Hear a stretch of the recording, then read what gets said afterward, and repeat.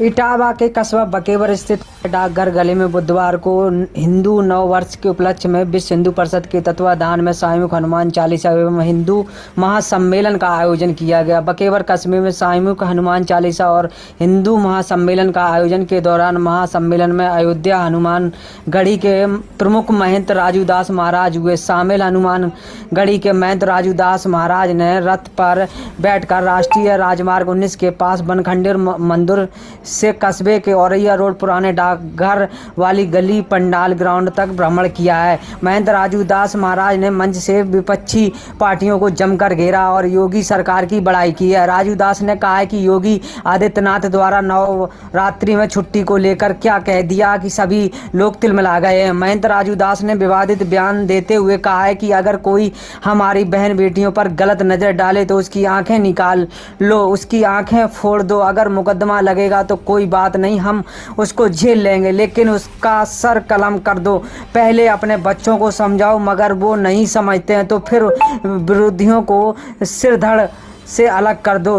लक्ष्मणपुरी में रामचरितमानस को फाड़ा जाना, मुल्ला मुलायम सिंह मर गए, उनके बेटा अखिलेश यादव और उनकी पार्टी के नेता कहते हैं कि जब वो समाजवादी पार्टी के सरकार बनेगी तो रामचरितमानस को बैन कर देंगे। स्वामी प्रसाद मौर्य का नाम उनके माता पिता ना तो कितना सुंदर रखा है, यह राक्षस कहता है कि रामचरितमानस को बैन कर देंगे। जब स्वामी प्रसाद मौर्य भाजपा में थे तब जय श्री राम हरे कृष्णा यह सब कह रहे थे।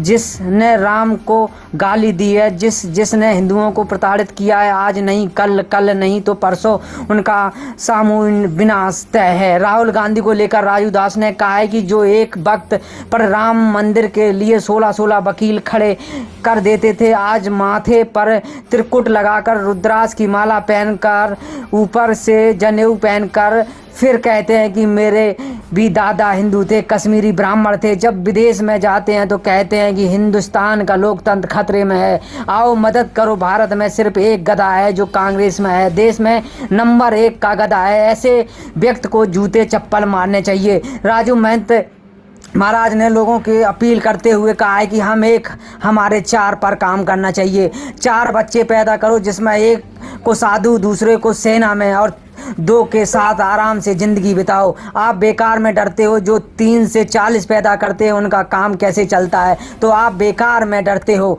महंत राजूदास महाराज ने कहा है कि हम आम जनमानस से अपील करते हैं कि पिछड़ी हुई जातिवादी मानसिकता से दूर हटकर संविधान को माननीय और संवैधानिक तरीके से आप अधिकारों को सरकार से मांगी है। यह देश अखंड हिंदू राष्ट्र को, यह देश में हर व्यक्ति पर एक समान कानून को समान अधिकार हो।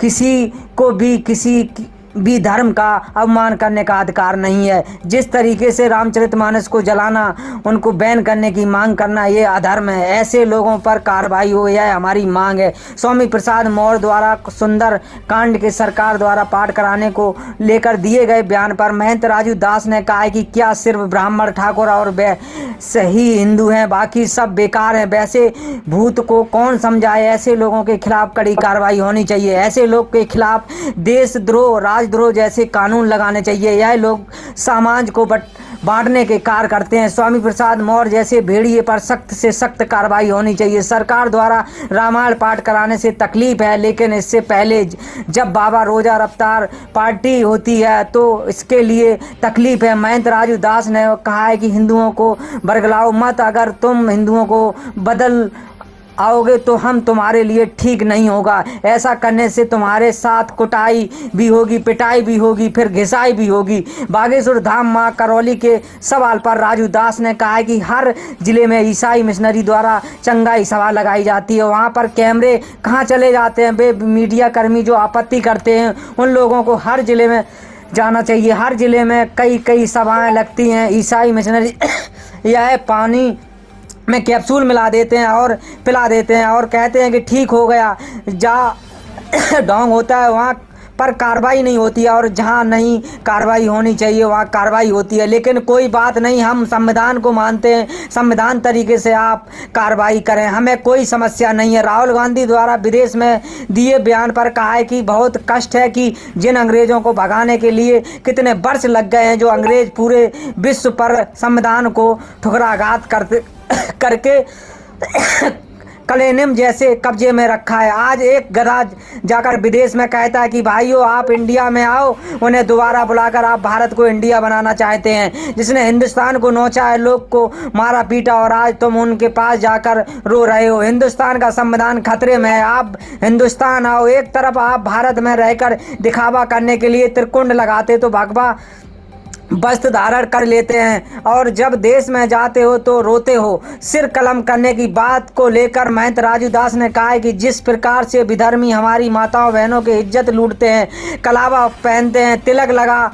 लेते हैं, इस तरीके से जो इज्जत लूटते हैं, लव जिहाद के चक्कर में उनको फंसाते हैं। इसके बाद 2-3 साल साथ के रहने के बाद उनके 56-72 टुकड़े कर देते हैं। जब हम हमारी बहन के साथ 72 टुकड़े करता है तो उसके भी 72 टुकड़े होने चाहिए। अगर मैंने इसकी कोई गलत कहा है, बात नहीं की है। शिवपाल यादव को लेकर कहा है कि उन्होंने बधाई देते हुए चाहता हूं, उनका स्वागत करता हूं। समाजवादी पार्टी में वह एक ऐसे नेता है जिन्होंने मुखर होकर स्वामी प्रसाद मौर्य का विरोध किया। स्वामी प्रसाद को कहा है कि तुम होश में आ जाओ, तुम हिंदुओं के बांटने की कोशिश कर रहे हो। स्वामी प्रसाद मौर्य का शिवपाल यादव ने ही मुखर होकर समाजवादी पार्टी में विरोध किया है। उनका हृदय से धन्यवाद करता हूं। सनातन धर्म सबके गले लगाता है और सभी आओ। महबूबा मुक्ति भगवान भोले पर जल चढ़ा रही थी। मुझको लगता है कि हिंदुस्तान में रहने वाले हर कोई 1 पीढ़ी 2 पीढ़ी 3 पीढ़ी पहले हिंदू ही रहा है। वह तलवार की नोक पर सलवार पहन लिया है, किसी ने धन के लालच में धर्मांतरण कर लिया है। ऐसे लोग आज पुनः वापस आना चाह रहे हैं। गुलाम नबी आज़ाद ने भारी सदन में कहा है कि मेरे पूर्वज 400 वर्ष पहले हिंदू थे और गर्व से हम कहते हैं कि सनातनी है। तो आज जब वह लोग खुद स्वीकार कर रहे हैं तो हमें किस बात की आपत्ति है। इटावा से ब्यूरो रिपोर्ट। वंदे वंदे वंदे। बहुत बहुत साधुवाद, आभार और धन्यवाद। मुझको लगता है कि आप लोग अभी रुका कि वंदे वंदे वंदे। बहुत बहुत साधुवाद, आभार और धन्यवाद। मुझको लगता है कि आप लोग अभी रुका कि वंदे। उसके बाद मैं बजट दल का जिला संयोजक विभाग संयोजक प्रांत विश्व हिंदू परिषद माया। तो देखिए जो संघ विचार अपना है, संघ विचार जो अपना है उसमें नहीं है। क्या बात है, मान दो, सम्मान दो, चाहे नहीं दो। हमको जिस उद्देश्य के लिए संघ विचारधारा ने लगाया है, अभी हमारी बहन बोल रही थी, बहुत सुंदर बोल रही थी। क्या बात है, उसके अंदर जो टेबल था बहुत सुंदर, सारी चीज रख दिया उसने। संघ विचार परिवार जब एक समय था कि जब आप लोग कहते थे, जाते होंगे, हमको लगता है राम जन्मभूमि में सहयोग कितने लोगों ने क्या हाथ उठाकर बोला समर्पण निधि के रूप में। क्या बात है, सभी लोगों ने किया। उसके बाद आप जब जाते होंगे किसी के यहाँ कहने के लिए, तो व्यक्ति कुछ ऐसे किसी दल से जो जुड़े हुए लोग होंगे वही इनकार करते होंगे। मुझको लगता है कि जो किसी दल से नहीं जुड़े थे वो गरीब से गरीब आदमी, भैया हमसे भी ले लो, हमारा भी ले लो, हमसे भी 5 रुपए ले लो, 10 रुपए ले लो, 20 रुपए ले लो। यह भाव आया कहां से, किसने जगाया? अभी कुछ राजनीतिक दल के लोग कहते थे कि भाजपा का इसमें कौन सा योगदान राम जन्मभूमि में। भाई कोर्ट ने आदेश दिया, निर्माण कार्य चल रहा है, इसमें क्या मतलब है भाजपाइयों का, संघियों का, आरएसएस वालों का? गलत बात है। उसके बाद मैं बजट दल का जिला था क्या, ये विधर्मी, ये कुकर्मी, ये आताताई, ये गिरगिट जैसे रंग बदलने वाले राजनीतिक दल के लोग ये स्वार्थी लोग, ये मतलबी लोग, जिन्होंने क्या किया आप देखो। एक तरफ तो सेकुलरिज्म का ढोंग चोला ओढ़े हुए कि हम क्या है, सेकुलर। गजब बात है, कैसा सेकुलर? एक कौम, एक मजहब, एक संप्रदाय की बात कर, टोपी लगाकर रोजा इफ्तारी करते हो। और आज पूज्य योगी आदित्यनाथ जी महाराज ने यह कह दिया कि रामनवमी और नवरात्रि के पावन अवसर पर दुर्गा सप्तमी और रामचंद्र मानस का पाठ होगा, सबको आग लग गया, तिल मिला गया सब। दिक्कत, मैं अभी रास्ते में था, माननीय देश के प्रधानमंत्री जी ने कहा दिया कि ये नवरात्रि चल रहा है, रामनवमी में छुट्टी होगा। कहा तो सदन में आग लग गया पूरे देश में। तो मैं अभी ये लोग जब हमको लेके आ रहे थे तो लाइव सुनना पड़ा एबीपी न्यूज पे, तो 30 मिनट उसका मैं देर हो गया। मैं सुन रहा था, समाजवादी पार्टी में भी लोग थे, कांग्रेस के भी लोग थे। और रामनवमी की छुट्टी कैसे होगा? और एक तरफ उत्तर प्रदेश में योगी सरकार है, वो बता रहा है कि रामचरितमानस का पाठ होगा रामनवमी में, दुर्गा सप्तमी का पाठ होगा नवरात्रि में, और आपने जो छुट्टी कर दिया। ये विषय नहीं है, विषय देखिए इनके अंदर कितनी तिलमिलाहट है, इनके अंदर कितनी कुंठा है, इनके अंदर कितनी द्वेष है, कितनी क्लेश है। आपके सामने देखिए मस्जिद है, उसको लगता है कि पूर्व में यहाँ कोई धार्मिक जगह रहा होगा। पूरे देश में देखिए, एक नहीं अनेक जगह।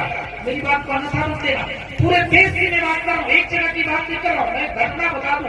पूरे देश में जब राम जन्मभूमि मंदिर की खुदाई हो रही थी, बाबरी मस्जिद, आभार व्यक्त करता हूँ आप लोगों ने बाबरी मस्जिद को ध्वस्त किया।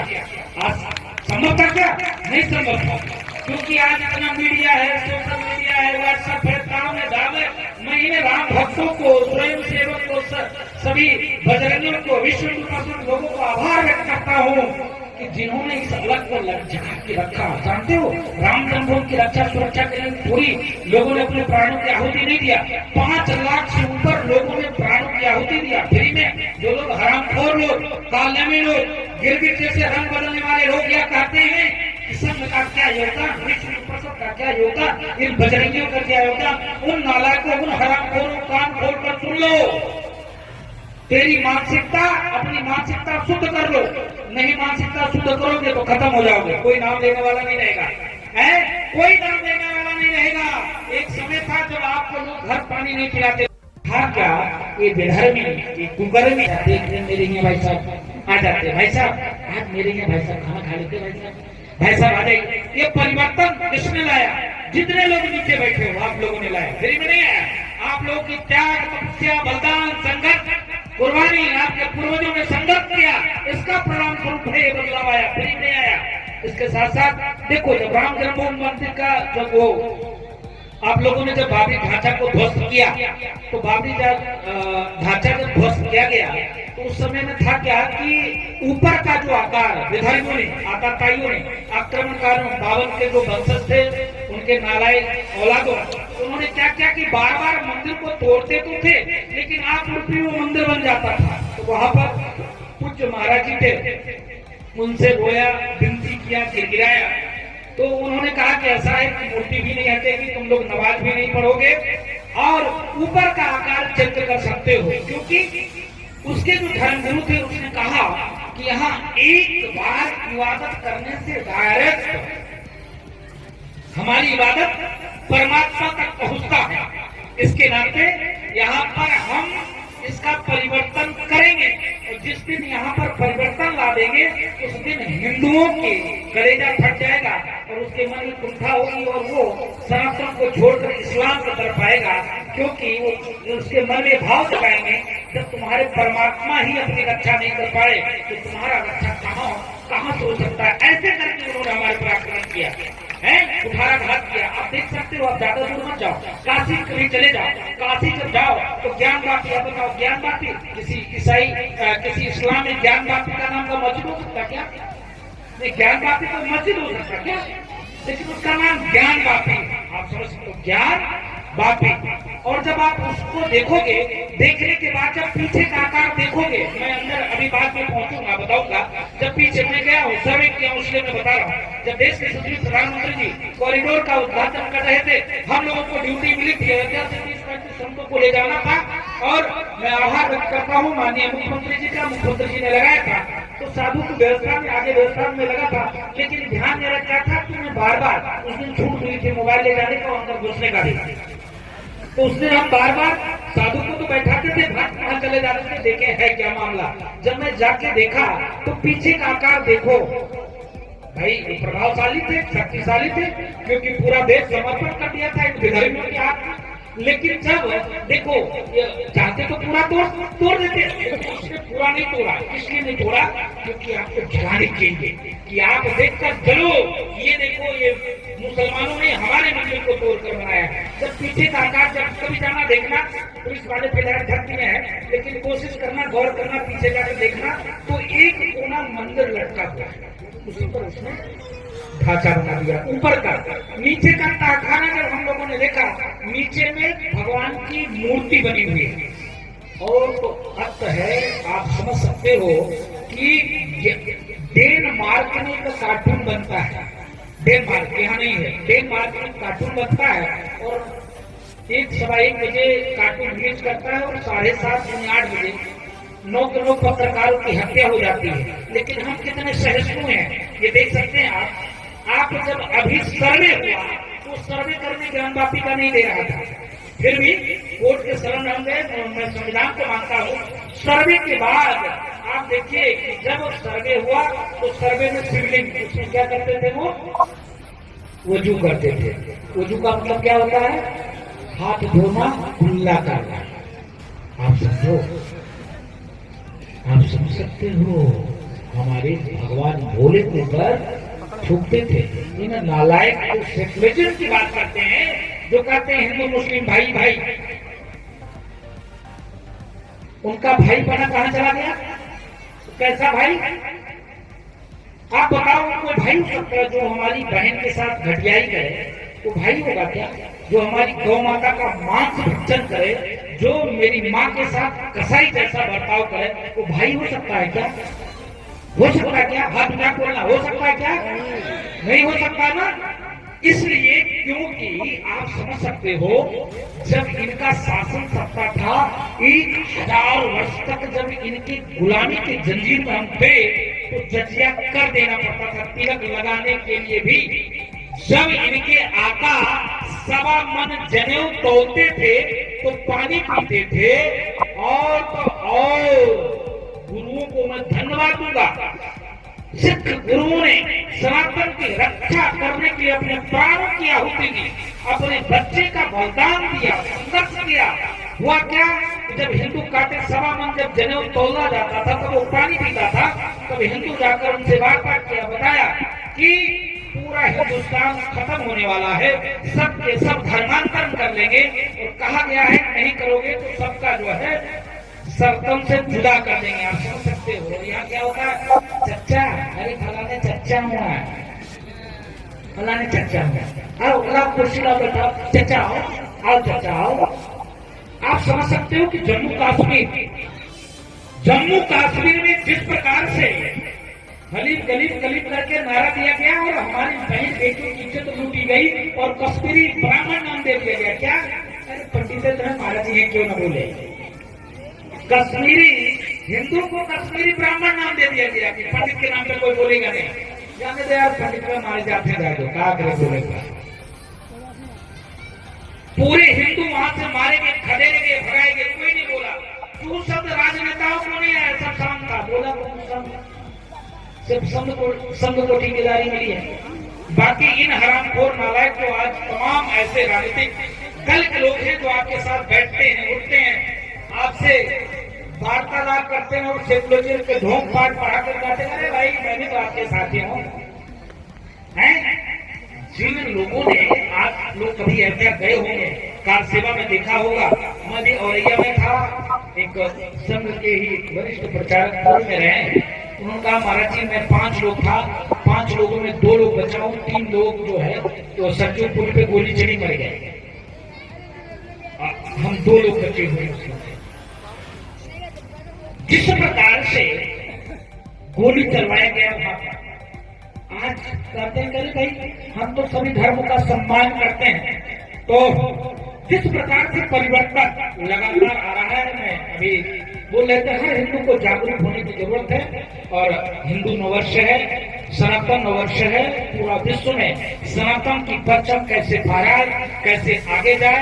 इन विधर्मियों को, जो अभी बहन बोल रहे थे, लव जिहाद का प्रकरण बहुत तेजी से चल रहा है। हिंदुओं के यहाँ लव जिहाद क्यों होता है? हमारी बहनों के साथ लव जिहाद क्यों होता है? जिस दिन आप सतर्क हो जाओ, जागरूक हो जाओ, अपने बहन को, अपने बेटियों को समझाओ कि देखो 3-3 साल रहने के बावजूद भी 72 टुकड़े, 32 टुकड़े, 53 टुकड़े और फ्रिज में रखते हैं। आप समझ सकते हो, 2 बच्चे होने के बाद ये दुर्दशा ये विधर्मी करते हैं। जिस दिन आप लोग सतर्क हो जाओ, जागरूक हो जाओ कि अगर विधर्मी किसी हमारी बहने के ऊपर आंख उठा के देखे तो उसकी आंख हम निकाल ले, फोड़ दे, उसकी आंखें फोड़ देनी चाहिए। ठीक है, कोई बात नहीं, मुकदमा लगेगा, झेल लेंगे, उसकी चिंता नहीं, उसकी परवाह नहीं। उसका सर तन से अलग कर दो। अगर किसी विधर्मी ने हमारी बहन बेटियों की इज्जत लूटी है, कलावा बांध कर, तिलक लगाकर हमारी बेटियों का मतिभ्रम करके अपने साथ ले गया और उसके बाद तलाक करके इन जहाजियों को सुपुर्द कर दिया, उसको समझो कि तलाक करने के बाद जब जहाजियों की सुपुर्द कर देते हैं तो 9-10 लोगों के साथ उसको गुजरना पड़ता है। या तो हमारी बहन आत्महत्या कर लेती है या तो फिर घुट के मरती है। तब उसको याद आता है कि मेरी माँ, मेरे बाप, मेरे भाई ने सही कहा था, कहाँ हम राक्षसों के जंगल में आ गए। इसके नाते नौजवान साथी, मेरे भाई, पिता, बुजुर्ग और आपसे अपील करते हैं, निवेदन करते हैं, पहले तो अपने बच्चों को समझाओ, नहीं मानती है तो कोई बात नहीं है, उन बेधर्मी के सर अलग कर दो। तब ये मानने वाले, ऐसे मानने वाले नहीं हैं, ऐसे मानने वाले ये लोग नहीं हैं। ऐसा करना पड़ेगा। क्यों मैं कहता हूँ, क्यों भाई? आप समझ सकते हो, लक्ष्मणपुरी में रामचरित मानस लक्ष्मणपुरी में रामचरित मानस भाई जाना बहुसंख्यक समाज के देश में आप समझ सकते हो कि डेनमार्क में कार्टून बनता है, पूरे देश में बवाल है, तौबा मचता है। और बहुसंख्यक समाज के देश में जिस प्रकार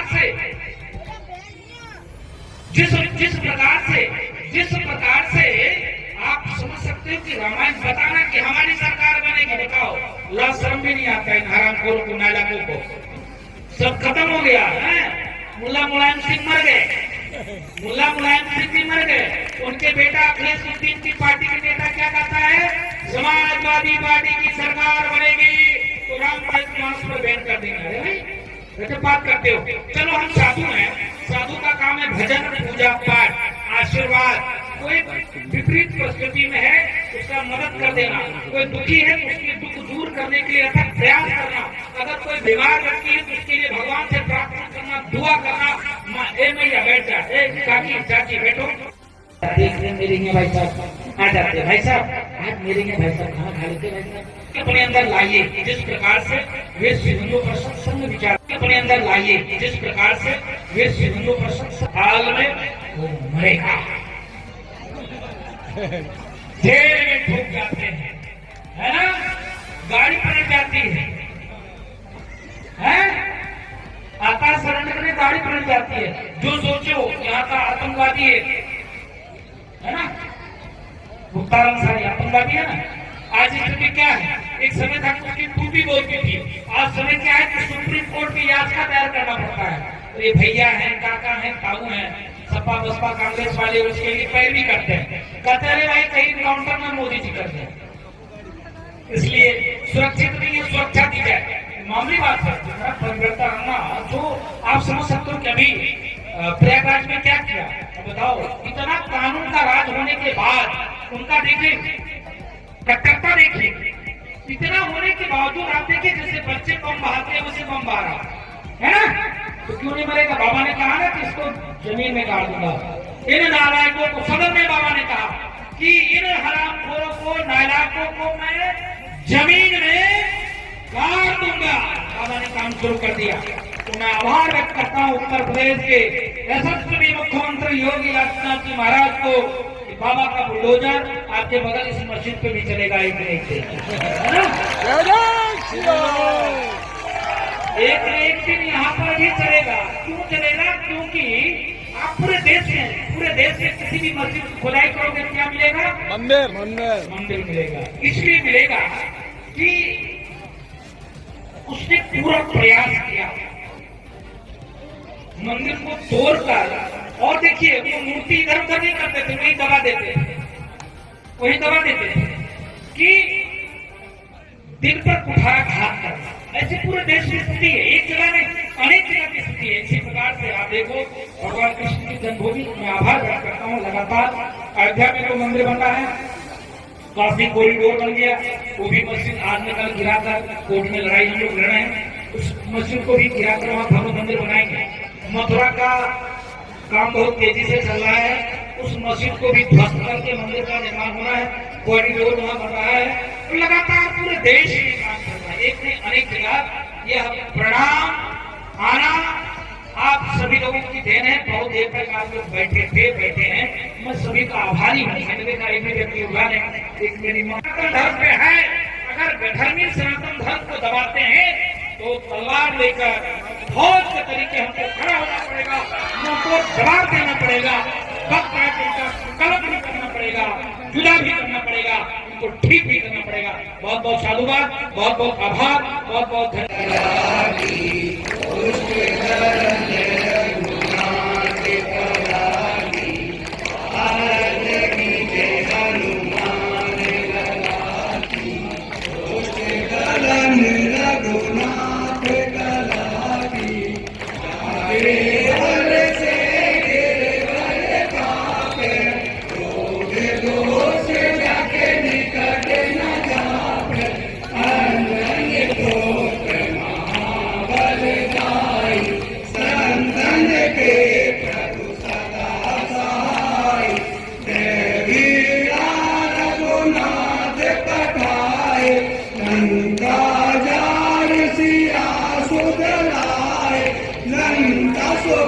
हमको हिंदू राष्ट्र बनाना है, उसके लिए साधु संतों को हमको हिंदू राष्ट्र बनाना है, उसके लिए लगातार आप यहाँ पर हिंदुओं को आह्वान कर रहे हैं, जगाने का काम कर रहे हैं, लेकिन दूसरी तरफ कानपुर में करौली महाराज को लेकर के वहाँ शिकायत की गई है, उनके खिलाफ कार्रवाई हो रही है, पुलिस भी पहुंची थी।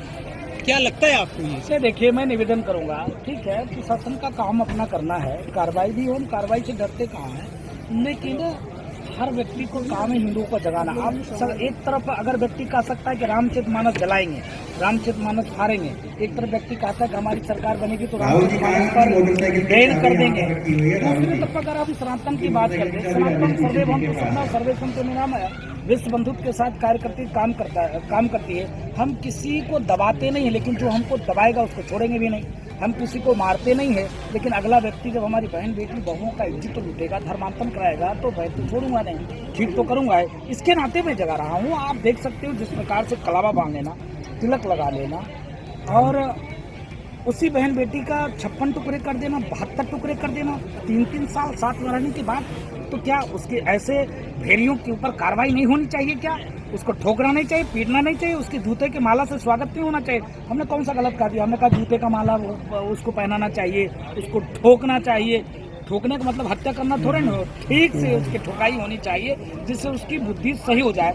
दूसरा, जब हम सनातन आज हिंदू नववर्ष है, हिंदू नववर्ष की ढेर सारी शुभकामना, उस पर हमने लोगों को आह्वान किया कि हिंदुस्तान सेकुलर मुल्क तभी तक है जब तक हिंदू बहुसंख्यक है। जिस दिन हिंदू अल्पसंख्यक हो जाएगा, अफगानिस्तान जैसे, पाकिस्तान जैसे, उस दिन हिंदुस्तान में भी ऐसे विधर्मी हावी हो जाएंगे।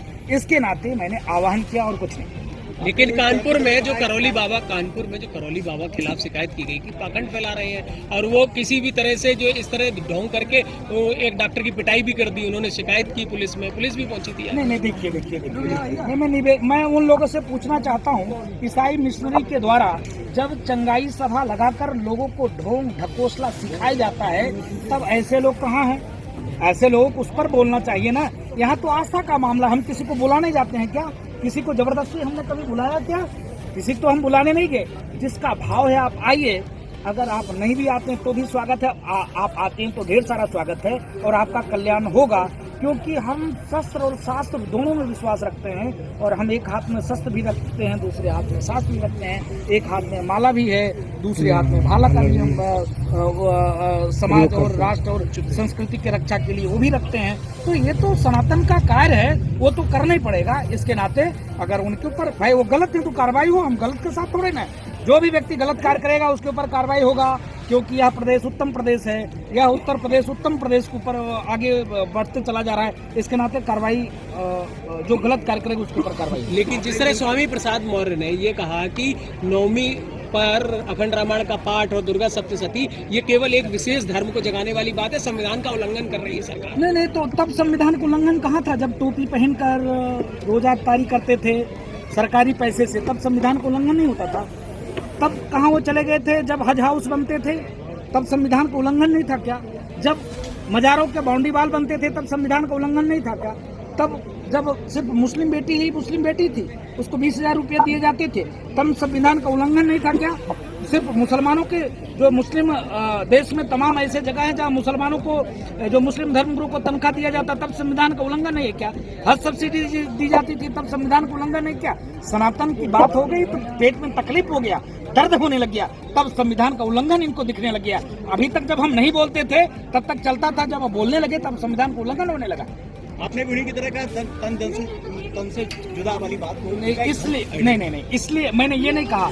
मैंने ये कहा कि जो हमारी बहन बेटी बहुओं का इज्जत लूटेगा, बेधर्मियों के साथ ऐसा बर्ताव होना चाहिए, क्यों नहीं होना चाहिए? मैं पूछता हूँ, बेटी को पढ़ाना लिखाना, डॉक्टर साइंटिस्ट इंजीनियर बनाने का भाव, एक तरफ कुकर्मी कलावा बांध कर तिलक लगाकर हमारी बेटी को बहला फुसला कर ले जाता है, ले जाने के बाद रखता भी कहाँ है? 72 टुकड़े 35 टुकड़े करता है। उसके साथ क्या होना चाहिए? क्यों नहीं होना चाहिए? या ऐसा काम होना चाहिए? उसको तो जिस प्रकार से 72 टुकड़े किया है उसी प्रकार से आम जनमानस से कहेंगे उसका 72 टुकड़े कर देना चाहिए। पुनः मैं चैनल पर डंके की चोट पे कहता हूँ, ऐसे कालिमों का 72 टुकड़े होने चाहिए। ठीक है, थैंक यू। लगातार आप यहाँ पर हिंदुओं को आह्वान कर रहे हैं, जगाने का काम करते हैं ना महोदय। कानून को हम मानते हैं, कानून को मानते हैं तभी तो हम चाहते हैं, तभी तो हम सहिष्णु हैं। मैं पूछता हूँ, अगर किसी मजहब का धर्मांतरण होता है क्या? हिंदुओं का ही क्यों होता है? हिंदू की ही बहन बेटी बहुओं की इज्जत क्यों लूटी जाती है? क्योंकि हम संविधान को मानते हैं, और हम जब संविधान से जब न्याय नहीं मिलेगा तो ऐसा कार्य तो करेंगे ही करेंगे। एक आखिरी सवाल, राजनीति में आएंगे क्या? नहीं, धर्म पे कार्य करना है। हम हिंदुओं को जगाना चाहते हैं, जो हमारे भाई सोया हुआ हिंदू है।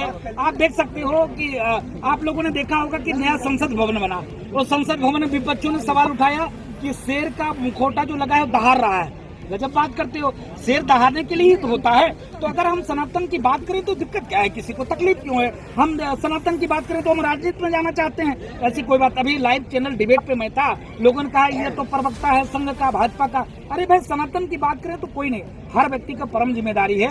इस देश में हर समाज को रहने का अधिकार है।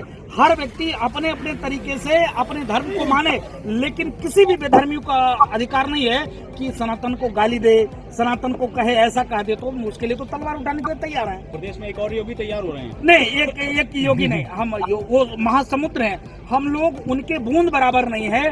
प्रदेश में हर बच्चा योगी है। करते हैं ना।